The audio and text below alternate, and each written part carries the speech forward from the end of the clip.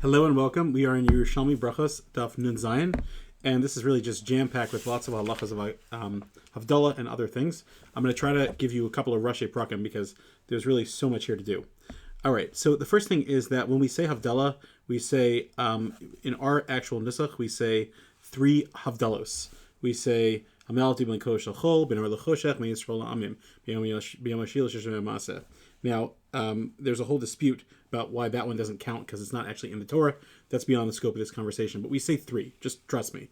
The Gemara says that you're allowed to say between 3 or 7. However, the Bavli doesn't say that. The Bavli says you could say either 3 Havdalos or 7. If you want to know the exact list of things found in the Torah itself, L'havdil ben HaKodesh ben HaChol, V'yavdil Elokim ben Or ben HaChoshech, V'avdil Eschem ben Amim, Hivdil Hashem es Shevet HaLevi, V'yavdil Aaron hu Vanav, Ulahavdil ben Hatami ben Atar, and Vayavdil ben Amayim Asher Mitachos Arkia ben Amayim Asher ben Arkia. Obviously, we're trying to get in these Havdalahs. Okay, now there's a lot of halachas of Havdalah that we find here, and I want to touch upon some of them again. Excuse me. There's overlap in the Yerushalmi and the Bavli as well, but there's some interesting things. So there's a famous thing that we know that you could say Havdalah till Tuesday, till the end of the day. However, it's not so clear because the Gemara here says Im lo hivdil b'matzei Shabbos mavdil afilu, and there's a girsa change here. There's machlokas b'chamishi or b'shlishi b'Shabbos. Now we're familiar with the b'shlishi. The question is what chamishi means till Thursday. What does that mean? So I want to go through a couple of quick things here. So most of the nuschos actually change it to shlishi, and they say it's parallel to the Bavli in Psachim Daf Kuf Vav and Aleph. And there's a lot of nafkaminas. For example, if someone says that they will give a get to their wife, what's it called? And it's valid after Shabbos, so that actually could mean until Tuesday, according to that Gemara. But anyway, there's a lot of other nafkaminas. I mean, again, practically whether a person can make Havdalah. So the Rambam famously actually has a different opinion of Hilchos Shabbos. By the way, if you ever want to learn Hilchos Shabbos, the shortest version of Hilchos Shabbos, you learn the Rambam. It's very interesting because it's so many halachas, but yet in the Rambam, it's literally one of the shortest things you could study, which is fascinating. So the Rambam says you could do Havdalah till the 4th day of the week. And this Yerushalmi actually might be his Makar, because he might be reading that until the 5th day of the week, Sunday, Monday, Tuesday, Wednesday, Thursday. So it means before that day hits. So that's actually where he gets that you could do until Wednesday.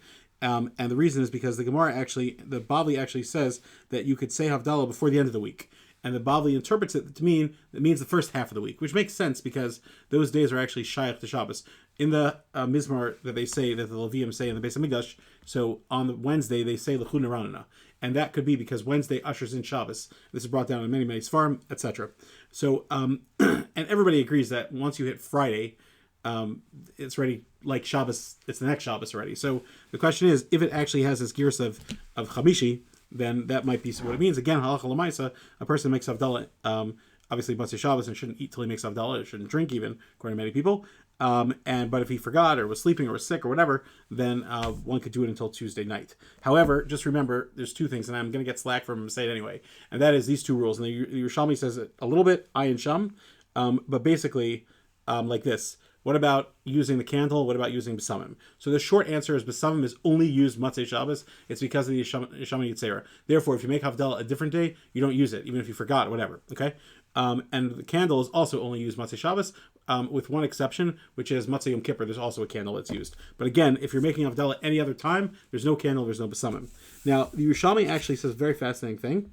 And the Yerushalmi here also says that when a person makes Havdalah, so he should look at the candle and the kos. And the Magen Avraham actually quotes this and says that this is a raya that you could look at 2 things at once, but it doesn't say anything about the Besamim. And it very well could be that for the Besamim, you're making a bracha on the smell, so there's nothing to look at, which might explain why there's a mitzvah to hold Besamim while you're making Havdalah after you make the bracha on Besamim, you put it down, you pick up the Eish, then you according to Mishnah Berurah, you hold the Besamim the rest of the time because you want it to be near you so you could smell it, because you're making the actual bracha on the smell of the Besamim. Anyway, we'll save that for a different time.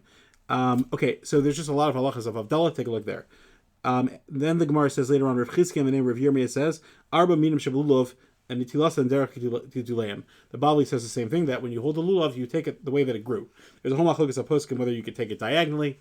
There's a whole interesting conversation. But when I went to a esrog orchard, so one of the kids that was with me many years ago, in Eretz Yisrael, one of the Rabbeim's children, so asked that it doesn't make sense because the esrogim are all growing upside down on the tree. So if you think about what they're saying, that's actually very true. What happens is the esrog grows up the way we shake it. But then when it gets too heavy, it pulls over. So derech dulasan actually doesn't mean how you cut it off the tree, which is usually upside down. It actually means growing upward, which is interesting to discuss. You can't discuss this sugya and not mention the famous Aruch LaNer that basically says that perhaps an esrog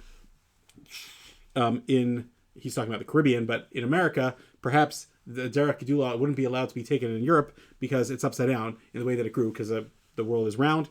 Ayin Sham, there's a very famous hak on that. According to that pshat, then when you get a lulav from Eretz Yisrael, you would have to hold it upside down because in Eretz Yisrael it grew that way, and obviously that's totally not pshat. But then he says, well, maybe it's because when you're shaking it in that place, that's where it goes by that place, etc. But that's one of his suggestions, that he would postle some of the Caribbean ones. But this is way beyond the scope of today's blot, but just interesting stuff that is discussed derech dilasan.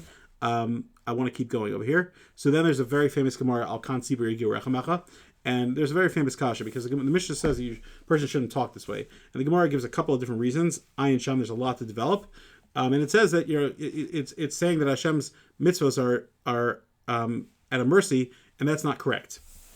So the problem is that there's a lot of midrashim that actually darshan from to be compassionate, which the Gemara says is also it's just a gezerah shehein osin idos HaKadosh Baruch Hu rachamim, and it's not. That's not what it is. And there are other midrashim that say al kan sipor also that it evokes such a thing, that this is a lesson.